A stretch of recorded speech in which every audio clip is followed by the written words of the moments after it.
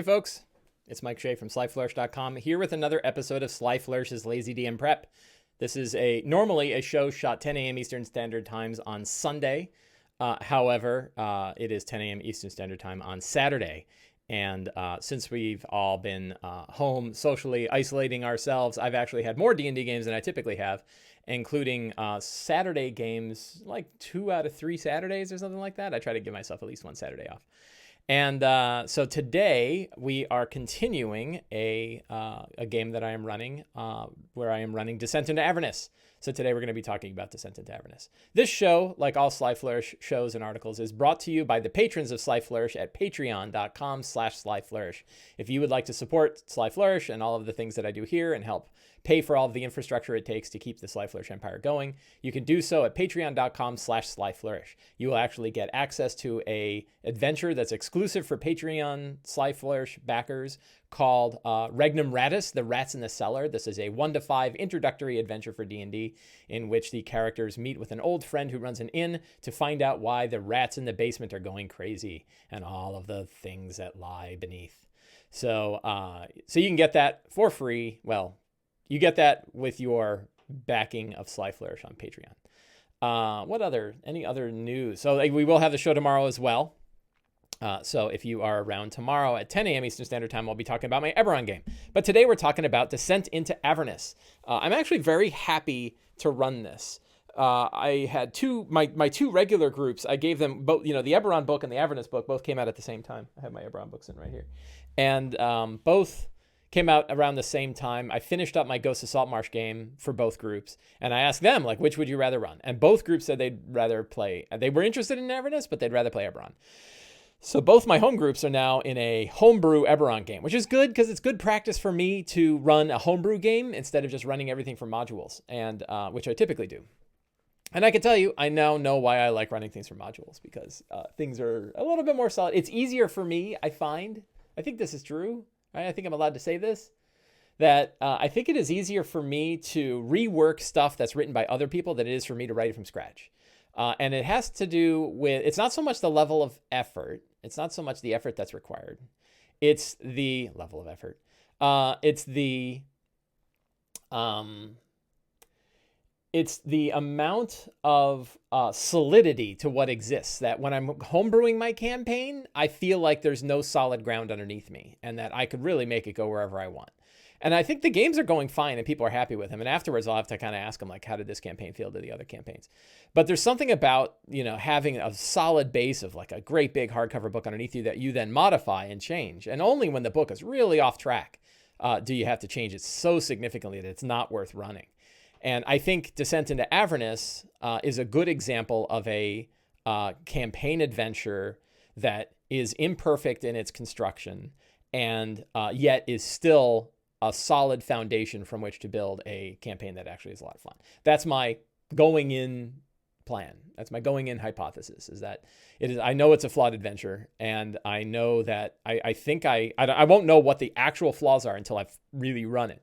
But right now, having listened to people and having watched people that have been playing it and reading a lot about how people are running and playing and having read it myself, I can say, okay, I think these are the areas that need it. And the example was in the first one, I knew that I wanted to show Elturel fall into hell. I didn't like the idea that you start at the front gates of Baldur's Gate and you get immediately recruited by Flaming Fist mercenaries who you hate to go do a bunch of odd jobs. I knew that wasn't the intro I wanted to have for this adventure, and that to me, having the characters as Hell Riders or allies of the Hell Riders, having a primary Hell Rider NPC that they can respect and like, and watching Elturel fall into Avernus it was great. So I really enjoyed doing it that way. And I feel as the DM that it's a much stronger starting hook that helps me drive the rest of this campaign. So that worked out really well. So in the last session, in session 1, they saw that there were a bunch of leaders were in Elturel, the leadership, including High Duke Elder Ravengard, gave information to the leadership who was at Elturel information that these cults are starting to grow in both Baldur's Gate and in even in around Elturel, and you should send your people out there and go find them. And so the group went out and they found some cultists of the Dead Three conducting a ritual. Then on their way back, they watched the Companion, which is this huge orb that hangs over the top of the city, went from pure white to pure black, and then all of a sudden this rip went around the whole city, and the whole city fell into this portal into hell, and then the portal sealed up. And they're like looking down, like, oh my God, the whole city's gone. And then we cut to 10 days later, where the characters were at the gates of Baldur's Gate, having received a message from their point of contact, from their leader, their patron of from the Hell Riders, who said, "I have information, and we're going to get our revenge against the cults who destroyed Elturel." And so they met her at a bar. They met another contact at a bar who said, "I know where these cultists are hanging out in Baldur's Gate. There's a bathhouse. You should go there and figure it out." So the characters went to the bathhouse. And the characters went to the bathhouse and they started crawling through the dungeon of the Dead Three. And they were about 3/4 of the way through the dungeon by the time our session ran out. So these sessions are 4 hours long. We're playing online over Discord. 5 players, five players, 5 characters. So let's jump to the notes here. And let's start with step 1 from Return of the Lazy Dungeon Master, which is reviewing the characters. So as I mentioned, all of the characters fall under a single patron who's Rhea Mantlemorn, a Hell Rider lieutenant, and now one of the few remaining Hell Riders in the area and in Baldur's Gate. Many of the Hell Riders were taken in when Elturel fell. We have Xenon, played by Dan, who's a half-orc fighter who doesn't reveal much about his past, was a soldier in the military, and is always kind of keeping an eye on Rhea. We have Moradin, played by Paul, who's a hill dwarf cleric. I think he changed his name because he figured out that Moradin, I can, I'm like, I don't know how I'll find out his name, but I have D&D Beyond, and so do they. So let's take a look at campaigns. And let's look at Saturday Avernus. So you have a nice look at that piece of art, huh? That's a badass art right there. Magron.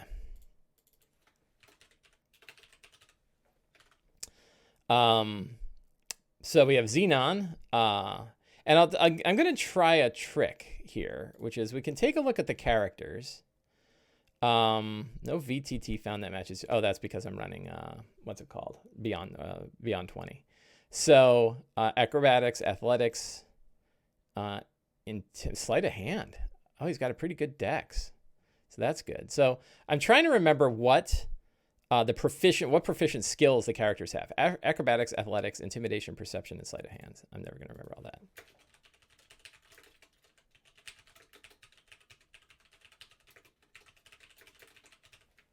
Perception, I think, was the other one.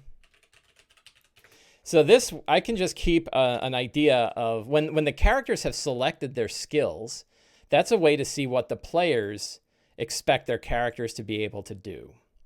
Levartis also goes by Lev, has acrobatics. Let's see, Lev.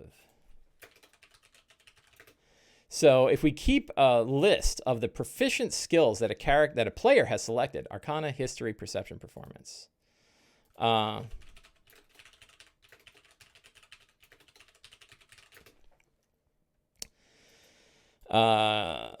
History, Perception, Performance, and Stealth. It gives us an idea of the kinds of things that we expect the player is going to want to do with their character. So it's a little bit of a trick. But I think it's let's see, we'll go to Kara. Acrobatics, Insight, Perception, Performance, Persuasion, and Stealth. Acrobatics, Insight, Perception, Persuasion. I gotta put that into short-term memory. Did I even get that right? No, I didn't. Acrobatics, Insight, Perception, Performance.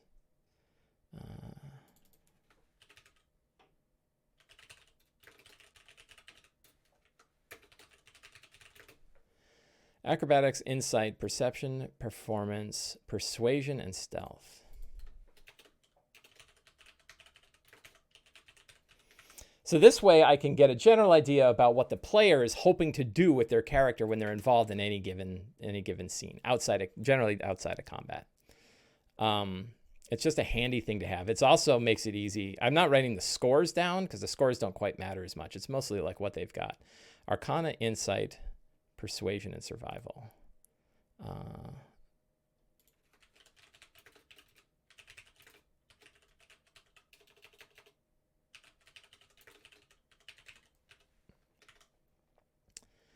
Oh, I wrote Insight twice. Persuasion and Survival.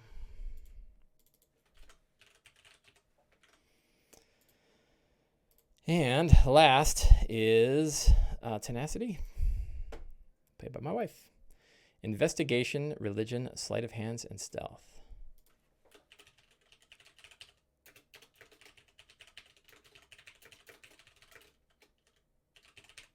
There. So now, for all the characters, when I review them, I have an idea of the skills that they have, the skills that they selected, which gives me a general idea about like which characters are going to be interested in which kind of things. I can look at my list here and I can see that, yeah, so I know who the people are that are interested in Arcana. I can also generally see like, are there skills that are missing? So that's pretty good. So we have Xenon, Half-Orc Fighter, doesn't reveal much about the past. Always keep an eye on Rhea. Magron, Hilldwarf Cleric, haven't seen Rhea. I don't know what that means, so I'm going to get rid of that. But I think Rhea helped, right? Rhea and the Hellriders. In the Hellriders, because of her, small clan of Helldwarves are under attack. They were saved. The Hellriders saved the Forge. Magron was sent as tribute after the war to go serve in the Hellriders. We have Karabas, Texabi monk who doesn't bathe, doesn't like water. Female, that seems to be the primary roleplay option there. Female royal family visiting the city, wants to go out and explore the world, and admires Rhea, so kind of visited the area. Tenacity, Tiefling Warlock. Hellriders got our scrape, told by our patron to serve the Hellriders. The patron was the companion. The companion has turned black. And so there's a lot of character stuff going on there. And we have Levitus, an elf wizard practicing to become a blade singer, learned magic along the way. Oh yeah, like see, I already wrote the history in Arcana, so I can get rid of that because now I have skills.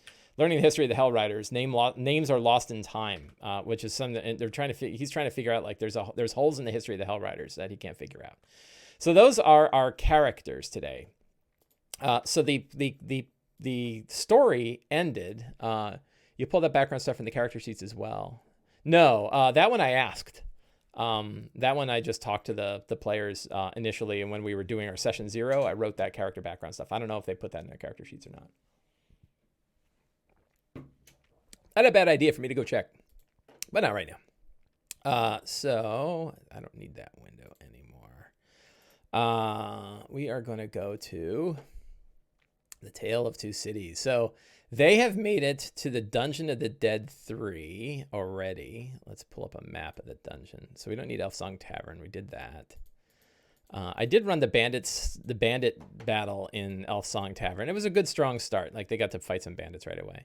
One problem with the Dungeon of the Dead 3, it's big. This is a big dungeon. So I don't want the player version, I want the DM version. And so they got through a lot of this area. There's a lot of like I Hate Water that went on. And they're currently in D17. So they're theoretically about halfway through, right? Yeah. So room-wise, if we just do a room count, they're about halfway through. But I don't want to take a lot of time. I want to move this. This campaign is happening probably once every 3 weeks or so. And I'd actually like to be able to get through the campaign as much as we can. So there are 2 things I'm going to do to help that. One is I'm going to level them pretty quickly. They're going to level about every session, at least for the foreseeable future. And particularly because of where they're going, I don't think I have a problem leveling them up every session. Because they'll be like 6 or 7 by the time they get into, well, there'll be at least 4, 5, or 6 before they get into Avernus, I think. So, we want to get them. We want to get them there.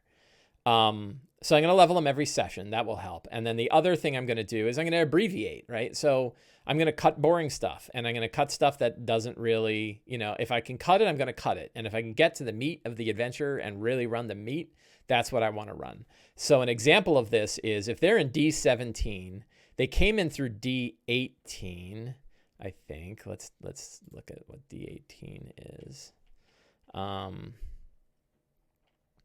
D18 is the gas buildup. That might not be bad. It might be. I don't think they've actually gone into. They haven't gone into that. And then when they go through this door, I think. What is D28? What I'm thinking of is, what if we replace D18 with D28?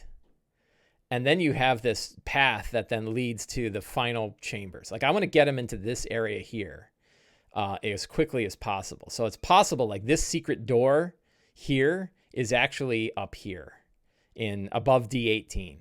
And that way we get rid of 19 through 26, which is, I don't know. I took a look at it before just to kind of see what it was. 19's collapsed partial crypt. We have half plundered cave. And so some of the treasure, like the bag of beans. What is a bag of beans? Rare magic item. Yeah, so a bag of beans is a cool magic item, right? So we're definitely going to, in the treasure, I don't want to avoid treasure. So bag of beans. That sounds pretty great. That's a fun story-ish magic item. So we definitely want to have that in there. Zombie crypt. Hey, fight 6 zombies. Torture chamber. Hey, meet an NPC who's getting tortured. Secret sentry door. Fight a fist of Bane. Merkel's rest. Merkel stuff. Bane stuff. Ball stuff. Echoes of a battle in 27. And old cellar. And then 29 is when we get to the interesting stuff. So you see, like, there's a lot of stuff. Now, you'd say, like, well, if there's not much there, like, it's not going to take long. But, man, when characters are, like, exploring doors and they're really like, oh, I bet there's something in this crypt, right? It could take a long time. It took a long time for them to even get through the bathhouse, right? And it's because there's a lot of, like, figuring out how they're going to do what they're going to do. So we're going to skip 19 through 26, I think, right? Which is all the Bane, Ball, Merkel areas. But we have, no one cares. And we're going to start probably in 27. So maybe even, no.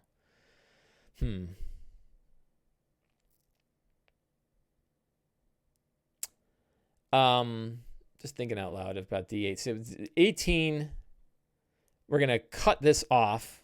That passage off to the east, we're going to cut it off. That cuts 19 through 26 out. And we go from 18, 27. I don't know, what's 28? I looked at 28 again. Whoops.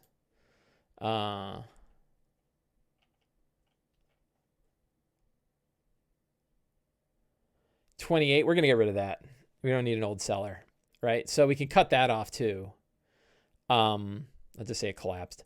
And that way they go straight from 18, 27, 29, 30, which is all pretty interesting stuff, I think. Yeah, this is where they meet Vanthamper. They have a bunch of treasure. There's some good treasure in here, right? They can't probably carry it all. All the stuff they stole, and then the Covenant of the Dead 3, right? And so I'm trying to think about the strong start, and I'm trying to imagine what kind of interesting strong start would happen here. My mic, man, you know what? It's static electricity shorts my mic out. Connecting 18 to 28. So yeah, I'm gonna connect 18 to 28. I'm gonna cut a bunch of the stuff that kicks out there, and but the characters are starting off in an altar. They just beat a bunch of Banite.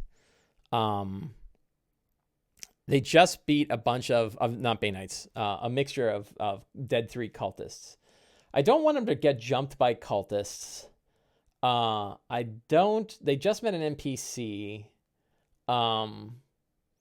So a strong start in a dungeon after they beat somebody. Otherwise, the secret door in 23 is the only way through the essential encounter in 28. Yeah, so you have to find the secret door, but that's not a big deal. And I'm still going to have a secret door. They'll just... I think it's not the best strong start in the world.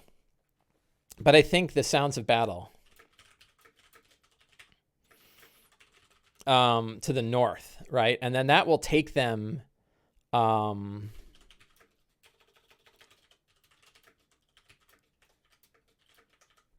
Connect the 18 to 28. I got to keep an eye on my levels now the whole time. And then they meet Vanthamper, whose name is Mortlock. Mortlock Vanthamper. Meet Mortlock Vanthamper. And Mortlock is going to have some interesting secrets and clues to share. So then return to Elsong. And then prepare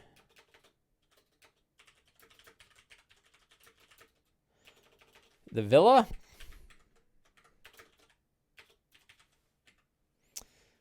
Actually conduct the infiltration.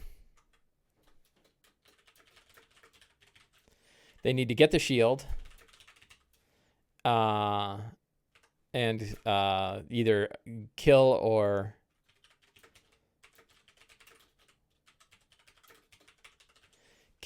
capture Thavius Krieg. And then GTFO out.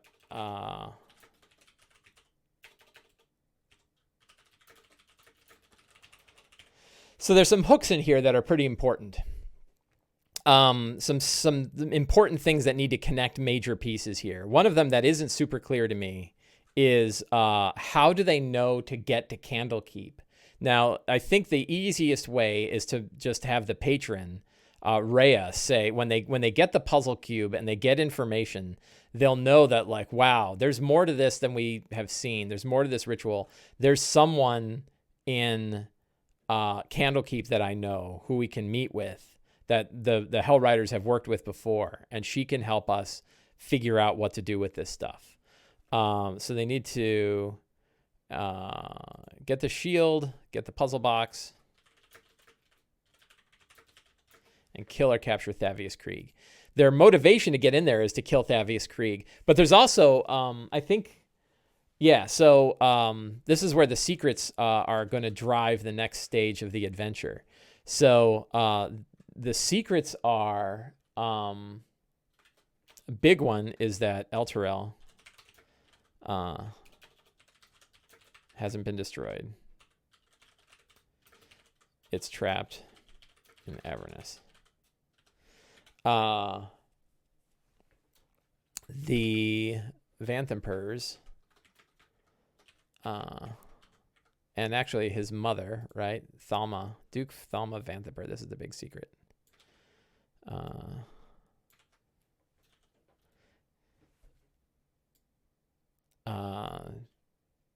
Duke Thalma Vanthemper financed an expedition, an excavation of a powerful artifact held by a group called the Shield. The Knights of the Shield were supposedly an honorable order of knights, but were actually horrible, murderous bastards. They worshipped a devil named, what's the name of the devil? What's this shield called? Shield of the Hidden Lord, Gargoth. They worshipped a devil named Gargoth. Yeah, so I actually went and picked up Lords of Darkness, where they talk about the Knights of the Shield. So that's a cool bit of lore.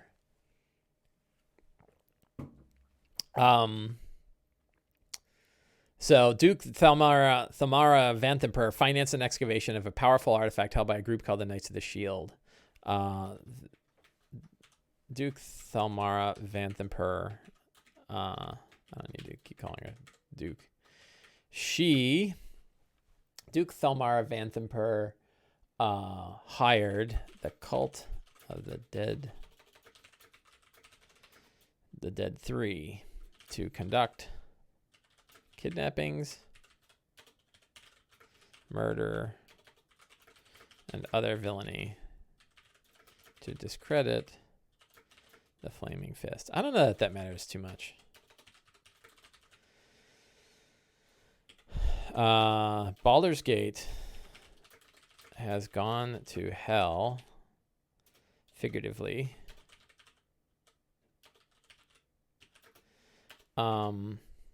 since the excavation of the artifact.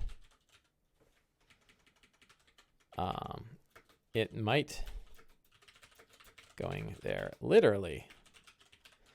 Thamar Vanthaper is holding Thavius Krieg. Krieg, she believes,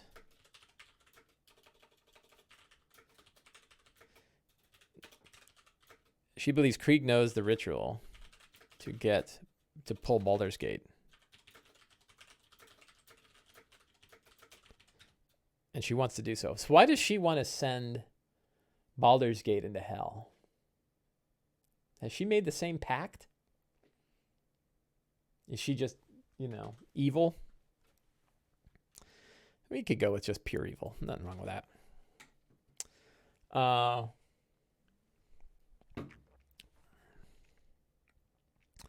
Man, the secrets are coming right out. So does this connect? Let's see. The other secret is that our friend Rhea knows a sage in Candlekeep who deals in the occult.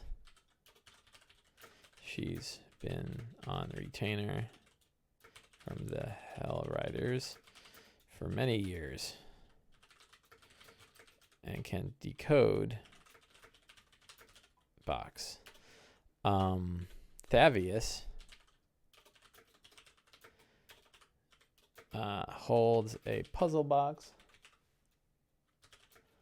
that he covets greatly. What other interesting bits?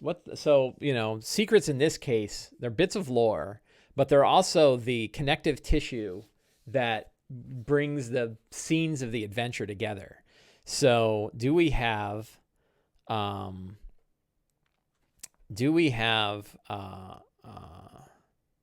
enough here to connect everything? So Mortlock is probably going to be the main driver of these secrets. He's going to tell a lot of these things, but he's not going to tell all of them. Like, I'm actually going to stick this one lower in the list.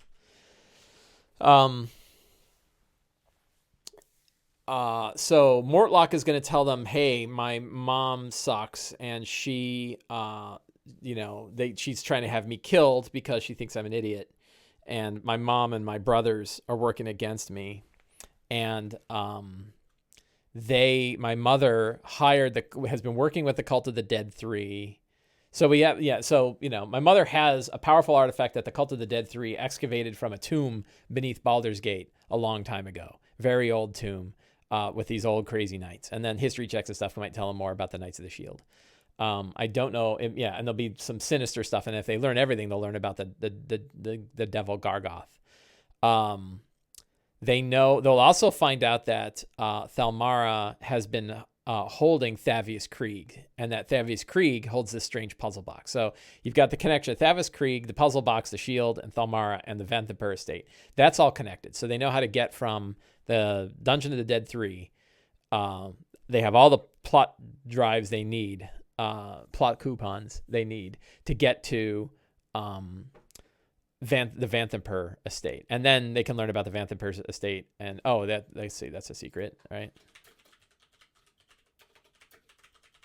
The Vanthaper estate is connected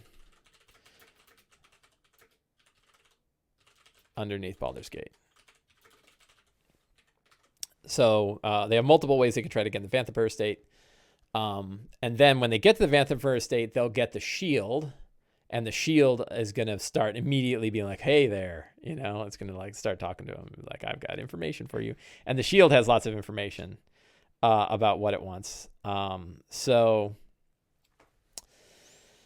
the shield is another good source of secrets. And then they'll also learn that about the puzzle box, and they can't get it open, but they know that Thavius Krieg wanted it, and they know it's covered in abyssal signs. And the drive there is Rhea will tell them, A, we need to get out of Baldur's Gate, and we need to take the shield with us.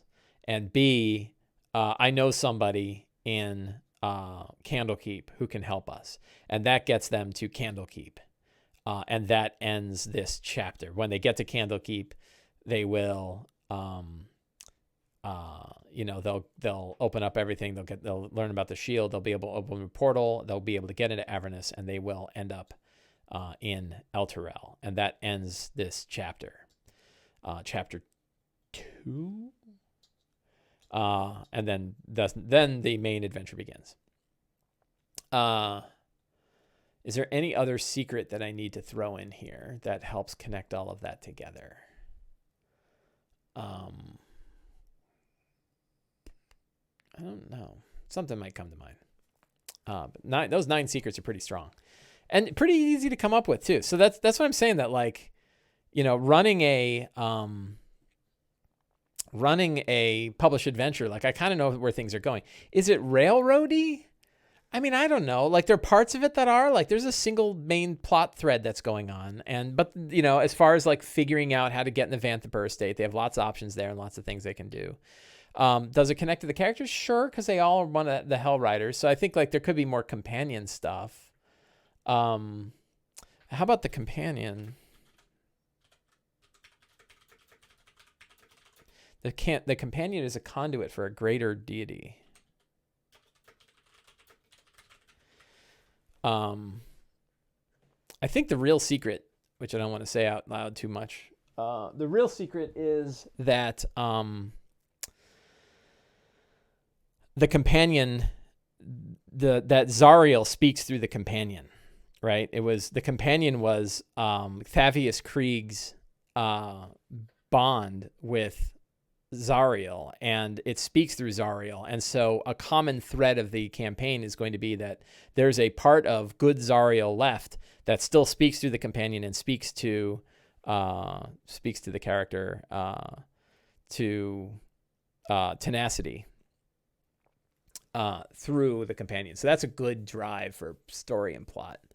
One of the cool bits about having the characters built in the session 0 around the game is that their backgrounds and their motivations become vehicles for secrets. So it's a good, easy way to really fuel the fuel and funnel secrets to the characters. They know things, and they are directly in the middle of the story that goes on. So when you're running a published adventure in particular, when you're running a homebrew thing, you can actually build your adventure around the characters, which I'm not doing as great a job as I could in my Eberron game, and it's early enough in that campaign that I could still kind of fix that. When you're running published adventure, if you want to use it, you're probably going to be running the way the adventure is written. But if you get the characters to write themselves around the theme of the adventure, then it works in the other direction, and it works really well too. So that works. So fantastic locations, I don't really have to worry about because it's in the book. For NPCs, the ones that are going to pop right up, Mortlock is going to pop right up. A lot of these NPCs I don't have to worry about because they are in they're older ones, or they're not here. So the only NPC is I did have, and man, I hope someone remembers, I hope one of my players remembers, was that there was a prisoner. I don't remember the name of the prisoner. I didn't write it down because I suck at writing things down during a game. And so there's a prisoner they met with, and hopefully one of the players remembers. If not, a lot of them are like, oh, I don't know. And we say, yeah, well, I'll just make them up on the spot. So we can go there. Sometimes I just make up a new name, and no one remembered the original name, and they're just fine with the new name. So we're just going to do that. Emmett Gravecloak. Oh, what a great name, man. My random name generator is awesome. Maybe a former member.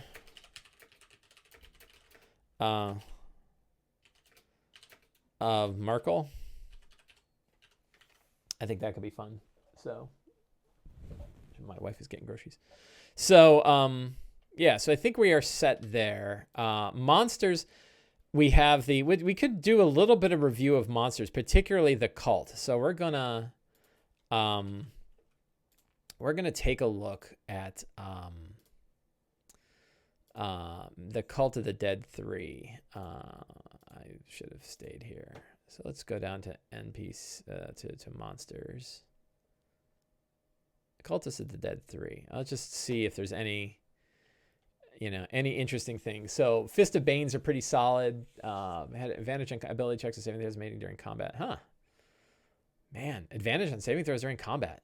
That's a powerful ability. But kind of weak, right? 1 hit, 6 points of damage. So they're good in numbers. Iron Console is a Banite. 45 hit points, CR2. 1 attack with spear and can use voice of command. 2 allies within 90 feet. They can hear each ally can immediately use a reaction and make 1 melee attack. Wow.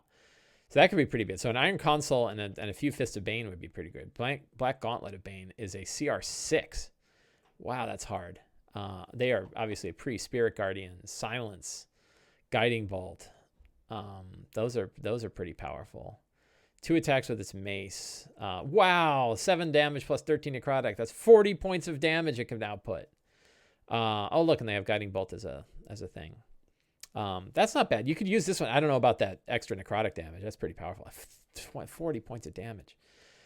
Pretty good, I don't know.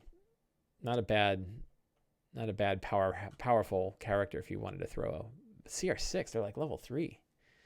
Nightblade is your Aura of Murder. As long as Nightblade is not incapacitated, hostile creatures within 5 feet gain vulnerability to piercing. They get vulnerability. So that means they take double damage from piercing. That's like a weird sneak attack, right? So Nightblades,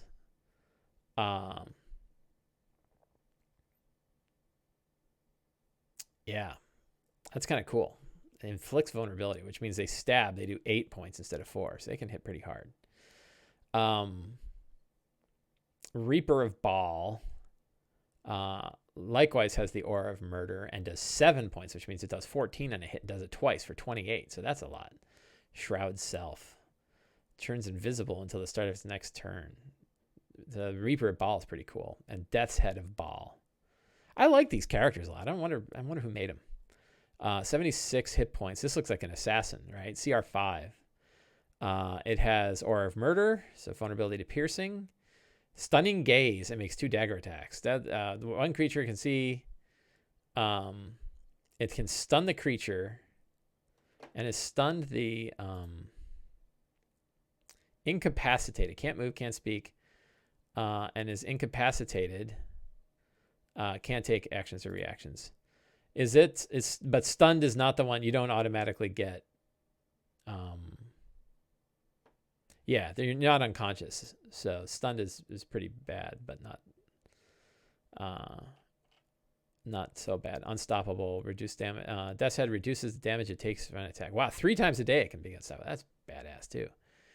I don't think I'm going to run these at super high level cultists, but they're kind of cool to have. I could definitely see writing a different adventure where you have a lot of these cultists. And then does 7 piercing damage per attack and makes 2 dagger attacks. That's 28 damage. So it's kind of close to the amount of damage output that the other one does, the Reaper. I might throw a Reaper in there. And then we have the Necromites, or the Merkle cultists. Skullflail, Claws of the Grave, 1 attack, 5 damage for 8 points of damage. Range spell attack, 90 feet. That's pretty cool. We have a Skull Lasher of Merkle. 2 attacks with its flail and can cast Ray of Sickness. CR1, and it has can cast Darkness and Misty Step. That's kind of cool. Cantrips are lame. Mage Hand, Message, and Prestidigitation. It doesn't have any damage cantrip. That seems bad. Has shield. That's interesting. Iron Skull can cast Ray of Sickness, which is a 1st level spell. 9 poison damage. Poison in the next turn. And it can add an extra. It could do it at 2nd level and knock it up to 14 points of damage. Master of Souls. This is the one that was controversial because you fight one of these and it has Fireball and it'll just wipe characters out. And Grave Magic is 5th level spellcaster, Ray of Sickness, Scorching Ray. I would probably cast. I don't think I would do Fireball just because you'd wipe people out, but it might not be bad. Master of Souls might not be a bad spell to cast. It has Misty Step, so it could do Chill Touch and Misty Step.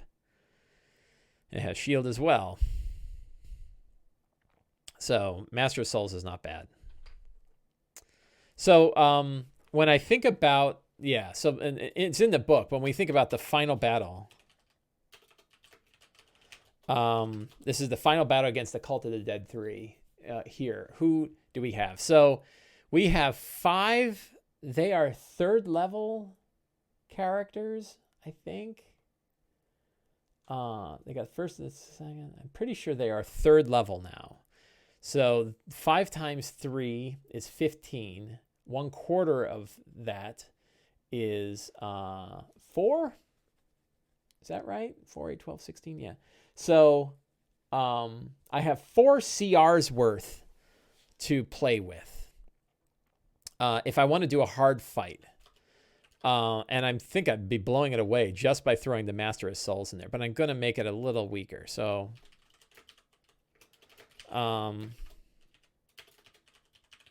so we have a Master of Souls. We're going to have, I think, one of the Reaper of Baal.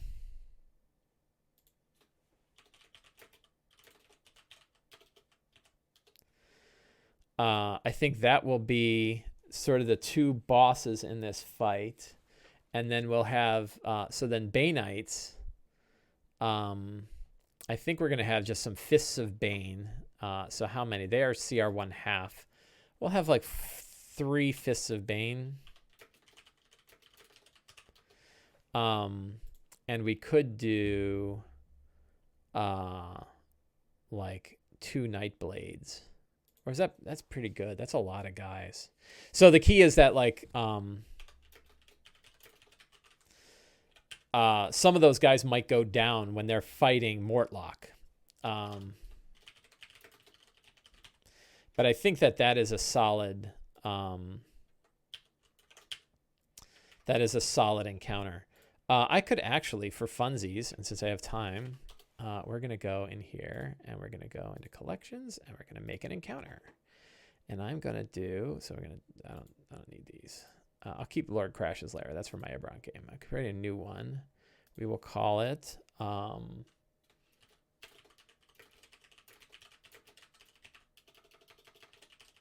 this is the final battle in the Dungeon of the Cult of the Dead 3. And we, so average party level, manage a character. Characters are level 3. There are 5 of them. And it's going to be like, you're going to kill them all. Master of Souls, add. Oh, look at that. I'm already in a medium difficulty. Reaper. And as soon as I add this, boy, it's going to be deadly. And then I'm like, oh, but I'm not done yet. It's already deadly, but I'm not done yet. I'm going to add 3 Fists of Bane and Nightblades.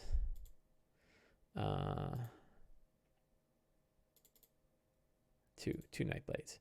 So hard. Deadly is considered 2,000. And my adjusted experience is 4875. So yeah, I'm way higher than deadly. It'll be fine.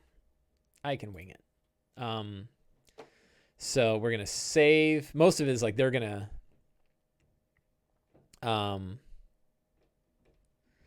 Shad says, what are we doing now? The video feed kept screwing up at the end of secrets.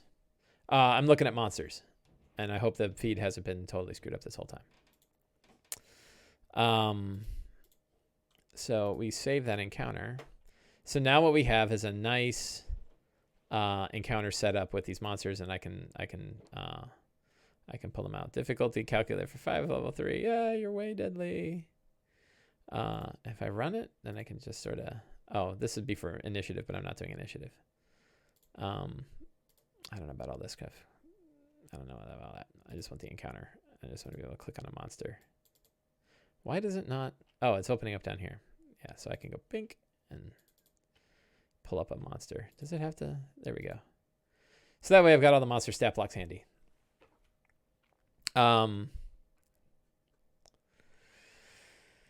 So, cool. Yeah, so I got my encounter ready. That's kind of the big boss fight, which they're going to fight next. I'm going to definitely give them a chance for a short rest so they can recoup before they face all these guys. And then when they get in there, they're going to see all these guys, but they're going to be able to get the drop on them. So they'll be able to do a lot, and that way it won't be so bad. The Reaper of Baal is going to be hiding, though. And then it's going to see the characters, and yeah, so that'll be fun. So I've got a Merkel Priest. I've got a Reaper. He might animate dead. That'd be kind of a fun spell. It brings it up and a couple skeletons pop out of that ground. You have to fight those. That'd be a fun thing to do. So that'd be cool. I think my friend Michael said is the Avra initiative list so you can copy and paste it. Your entire list will go. Not only is it so I can copy and paste it, it will actually create an alias for me. So then during the game, I can type !roll init, and it will roll initiative for all of the characters and the monsters in one go. And I put a default initiative bonus of 1 for monsters, and that way it's all set, and I can jump right into it. The other thing that I'm doing now is I have this new markdown based combat tracker where I can use it to track monsters, but I'll show you an example. So we have that we'll call this Final Battle. This is like my equivalent of setting up a Roll20 battle map. So I know that I've got a Master of Soul. Oh, so let's look at the location. Dungeon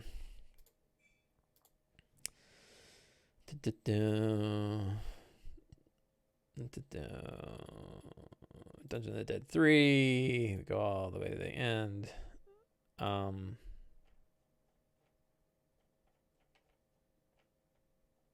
I'm skipping this whole boat thing, by the way. We're not going to do that, brother. That's, I don't need them to go to the Low Lantern. I think I mentioned it, and some people are like, oh, we should go there. Lame. So the map, let's take a look at the map. Yeah, it's got these statues. So I think that we might split up this encounter 29.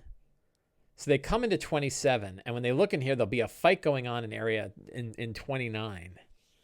And so this one, we're going to have essentially 2 locations, right? So we'll do, so the first location is going to be the right, and that's the pillars. And that's Eastern, right? So we have the Eastern Pillar Hall, and then we have the island, and on the dry island is the jackass, the brother Mortlock, right? So dry island. We have Mortlock, and he is going to have. So we have Fist of Bane. No, what are they called? Yeah, the Fist of Banes.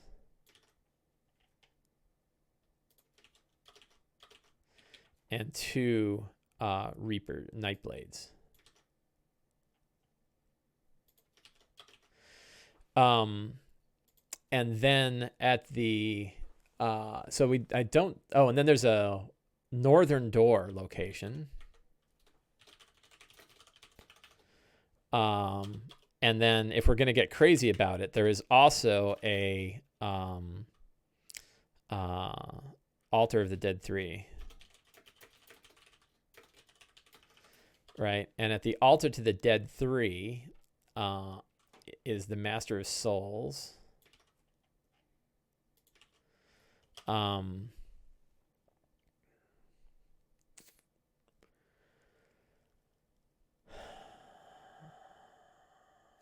guess that's it. And then in secret is the other one. He's kind of invisible and he's wandering around, and that's the Reaper of Baal.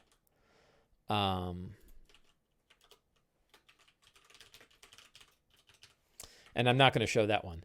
So what I can do is I can grab, as soon as they go into that room, as soon as they come through the secret door in area 27, I'm cutting off 28. They go north through the pillar in the water. They go to 29, and they will see that there's a dry island, and they'll see Mortlock standing there who's fighting 3 Fists of Bane and 2 Nightblades. And there's like a dead Fist of Bane and a dead Nightblade lying nearby, and he's badly wounded. And then one of the Nightblades manages to stab him. What's in D30?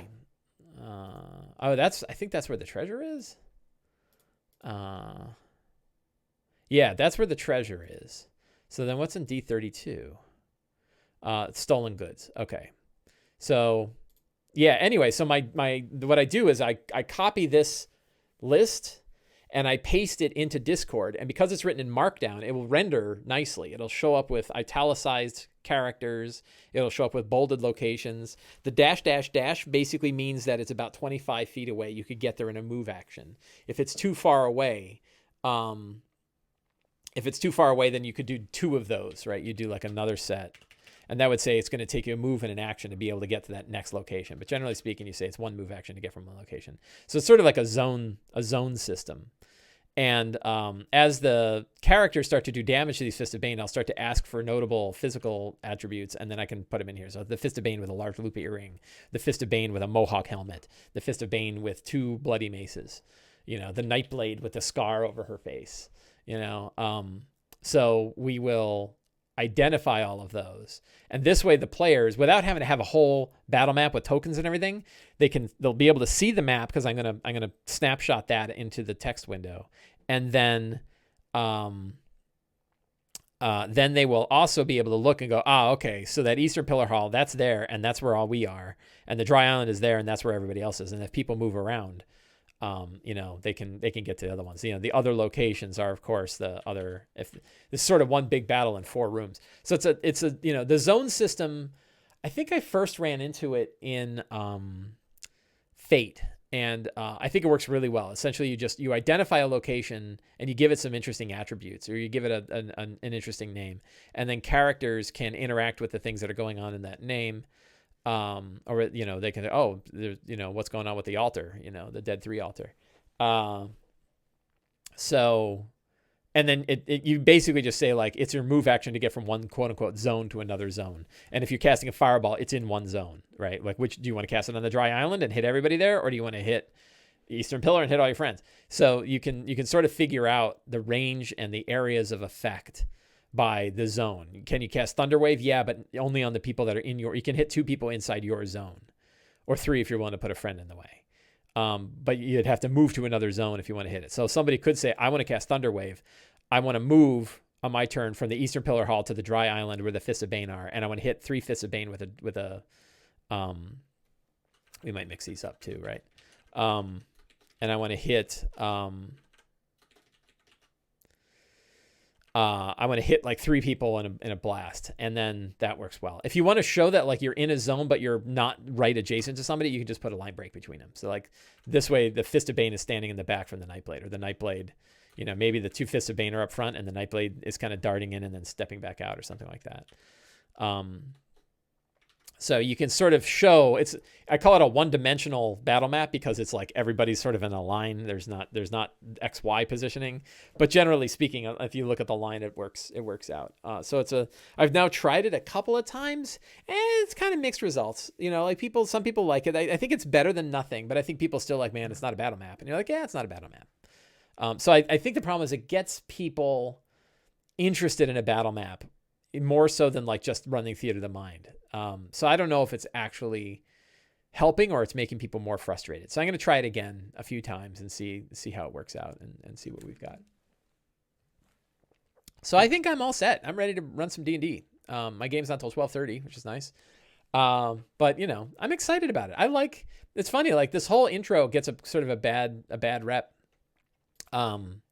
But I'm fine with it, and I'm having fun, and I think the players are having fun, and I'm excited where it's going to go. I haven't even really looked at the next chapter. Like, I haven't looked for anything past Candlekeep. So we'll see where things go, but I'm pretty happy. Are there any other interesting topics, or we have like 3 minutes left in the show today, 4 minutes or so in the show, plus a couple minutes because my audio cut out. What other interesting D&D things are going on?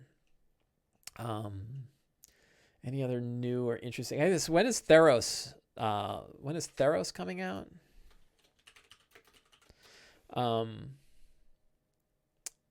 Mythic Odysseys of Theros is coming out. There's an alternate cover that's only at game shops. I got to actually call my game shop. They're only open 1 day a week right now. Not till June 2nd. Okay, so it's a month away. But I like that cover, and I want that special cover. So I'm going to call them up and ask if I can pre-order the special cover. Yeah, so that's a month away for that book. I can give my complaint. Why don't I could rant for a minute. You ready for my rant? My rant is not going to be what you think it is. My rant is not against Magic the Gathering settings turned into D&D books. My rant is against people who don't treat these like they are brand new campaign settings. So I know a fair number of people that I've talked to where if you were to ask them, hey, did you hear Wizards of the Coast is coming out with a new Greek-themed fantasy world, that you can play as a D&D setting that's brand new, right? Never been done, not a historical one. It's brand new. They'd be like, wow, that's awesome. And then if you say, oh, by the way, it was a Magic the Gathering world, they go, oh, lame. And it's like, what's the difference, right? Like, who cares? And I'd say the same thing for Wildmount, that like, some people are not interested in Wildmount because it's the Critical Role world. They're not really Critical Role people, so they don't feel connected to it. And that's fine, but if you just heard that like they were coming out with a new Grey Hockey style world, then, what would you know? So Shadzar says, MTG books suck. Had you read any of the novels? No, I didn't read any of the novels. So to me, it's brand new, right? So if I had heard Wizards of the Coast is coming out with a brand new book that's Greek-themed D&D, the only thing I'd say is like, well, Odyssey of the Dragonlords just came out, which is a third-party book, but it's freaking amazing. So like, to me, it's, why do we have to, why is it a stigma that it's a Magic the Gathering world? Ravnica was pretty wild. Of course, I will complain and say, I kind of wish they had done Sigil instead, right? And I would rather have done Planescape instead of Ravnica because they're both very similar. I don't believe in the conspiracy theory that because they did Ravnica, they're not going to do Planescape. I don't think that matters that much. But I do think that there's something about, first of all, I think that WotC sort of has like a streamlined process now for making, so Shadstar says, D&D and Magic players have been fighting, I'm assuming Magic players have been fighting for years due to the table space at game stores. I don't know. I get along with them. And by the way, if you're a D&D, you're going to get me on another rant here. If you're a D&D player who's mad at the Magic the Gathering players, you can suck eggs, because Magic the Gathering makes so much more money for game shops than D&D does. So unless you are dropping $20 to $30 every time you go in to play D&D, you don't get to say anything, because Magic is what's keeping game shops open. So every time I go into a game shop and play D&D at a game shop, which I do, and I see Magic people, I remember the fact that they're carrying my load, not the other way around, right? Like Magic the Gathering people, not only, oh man, you want to get into it. If you like 5th edition, you owe it to Magic the Gathering, right? And I have proof of this. I was in a cocktail party back in, when was it? 2007 or something like that? No, it wasn't that far back. 2000, when it was when the D&D Next playtest just started. And I was in a cocktail party. I got smuggled in by my friend Jeff Greiner, who runs the Tome Show. And he got in because he was press and was able to do an interview with the head of Wizards of the Coast at the time. I don't remember the guy's name, but he was the head of Wizards of the Coast. And I was standing there. So this isn't one or two parties. I heard him say it. The president of Wizards of the Coast said it in front of me. And we were amazed. We said, like, how is it that you are running a 2-year playtest for D&D when you've basically stopped production on all D&D books, right? 4th edition is done. You had like 1 or 2 books after that. This was when they did like the Menzoberranzan book, which was very sort of system neutral book about Menzoberranzan. And they had done there was another book they did like that, but they hadn't done any other products. And he said like, they said like, so there's no production schedule for D&D. And so he said like, this is Jeff asking the president of WotC, God, I wish I could remember the guy's name. And he said like, how is it that you are able to afford a 2-year playtest for the entire D&D team to build a new version of D&D? He says, Magic is paying for it, right? That was his words. Magic is paying for it. So According to the president of Wizards of the Coast, the reason we have the 5th edition of D&D is because Wizards of the Coast, the president at the time, damn, I should get rid of Pete or something. The president of Wizards of the Coast at the time made a decision that he was going to go ahead and let Magic carry the load for D&D for 2 years to make a new version of D&D. He could have easily just turned it into a brand and just said, you know what, we're just going to focus D&D on video games and other stuff, and we're not going to make a new version. It just doesn't pull in the money. He could have very easily have said that, and he didn't. And instead, he gave them authority to make a 2-year playtest of D&D, and they did. And now we have 5th edition, and then D&D shot like this. It's like doubling every 18 months or something like that, according to my Twitter data. So yes, we owe 5th edition to Magic the Gathering. And when we go to game shops and we're running D&D games at game shops, the magic people are generally the people keeping the doors open at that place. Otherwise, we wouldn't be there. I try to buy every book I can from my local game shop. Unfortunately, now we're playing from home all the time. And but even now, I'm going to call my local game shop, who's only open 1 day a week right now, to pre-order Theros, because it's a brand new D&D world. And I like brand new D&D worlds. I don't care that it was from Magic. That doesn't matter, right? It's a brand, like Ravnica never has any clear mechanic association to Magic the Gathering. It is a wild ass world with wild ideas, and it's got a lot in it, and it was really cool, and I read it and I liked it. You know, am I going to run a campaign in it? Probably not. I'm probably not going to run a campaign in Mythic Odyssey, mostly because my campaigns are full. I'm running all kinds of stuff.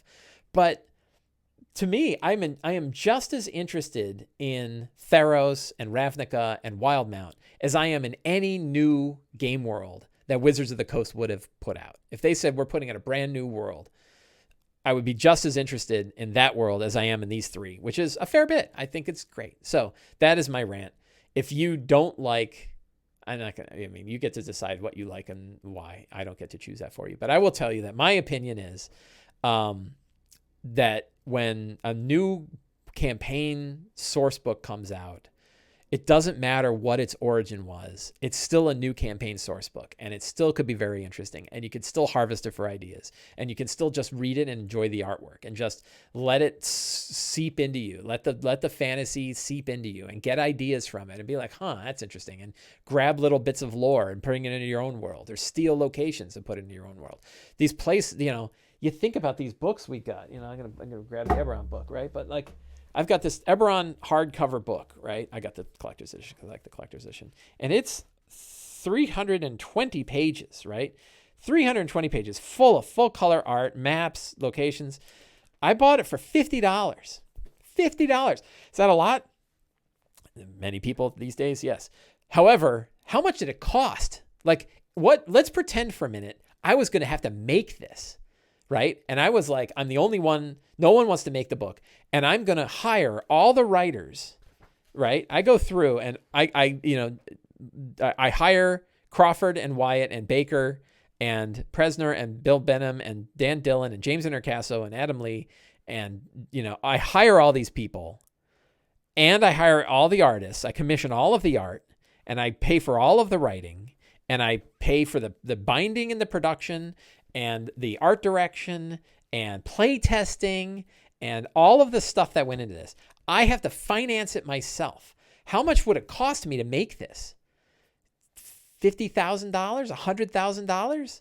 Maybe $100,000. It would not surprise me to pay. I mean, just if you did it like on word count rates. Like, let's assume I could hire Jeremy Crawford to do 10 cents a word on design work and development work. It would really be 20 cents because you can't pay for somebody who design and development. 320 pages, it's like 250,000 words. This is a deal. What a deal we're getting. Every time we get a source book, we're getting like, I'm making a number up out of my head. Sorry. We're making like $100,000 book that we get for $50, right? God, that's a good value. And when you think about like the amount of energy that goes into it and the amount of lore that's in it, and then you can sit back and enjoy it and read it, and it's delightful. So that's my rant. Enjoy campaign books. Let go of your bias. I'm preaching. I'm sorry. You don't have to do anything I say, and that doesn't matter. And my opinions don't matter. But I try to let go of my biases when I get these books, and just, you don't have to run them, and they don't have to be your favorite thing.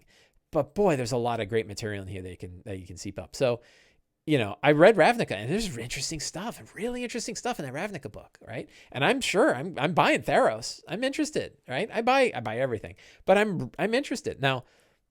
And if I had players that are like, I read Theros, and I think it'd be really nice change of place to play a Greek themed fantasy RPG. I'm like, we're going to play Theros, right? And who cares? It's Magic. It doesn't matter, right? Who cares if Critical Role's using Wildmount? I mean, it's really cool. And if you love Critical Role, boy, you're in. But if you don't pay any attention to Critical Role, so what? Wildmount is awesome. So that is my rant. Thank you for letting me rant 7 minutes over schedule. And that my opinion is obviously just my own, and it could be wrong, and I could change my mind. I've been wrong and I have changed my mind many times in the past. But why not play in why not just enjoy what's coming out, and as I think Matt Mercer wrote on Reddit, when people were like, why do you have to do stupid Wildmount instead of Spelljammer or whatever, Hollow World or whatever bullshit world they wanted? And he said, look, I met with Wizards and I told them, I want you to go make Planescape, right? I want you to make Dark Sun.